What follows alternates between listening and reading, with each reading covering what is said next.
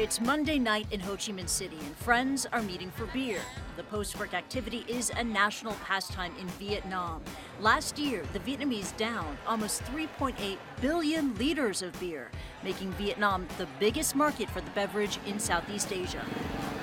There's so much more to beer culture in Vietnam now than just that particular image. The story about craft beer has really taken off in the last couple of years.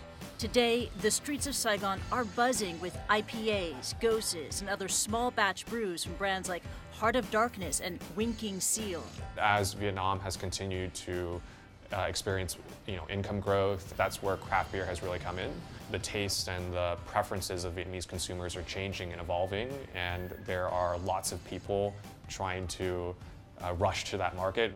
More than 2 years ago, John Rhee, an American, bet that Vietnam's fondness for beer could extend to craft. We wanted to create something in Vietnam for them to have a local craft beer brand, but not an American brand. We wanted a Vietnamese brand that we started here and everything was local and was created from Vietnam. Picking up international awards and recognition, Pasteur Street Brewing Company is available nationwide in Vietnam, as well as in Malaysia and Thailand.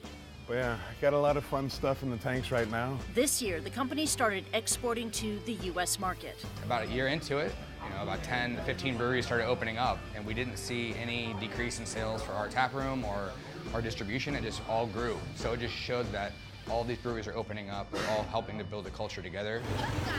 State-produced beer and multinational brewers still fill the glasses of most Vietnamese, but craft breweries hope that better quality and taste can lure customers despite the higher costs. For Loc Truong, founder of East-West Brewing Company, one sip is all it takes. A lot of people, they didn't know that there's so many different flavors in beer out there.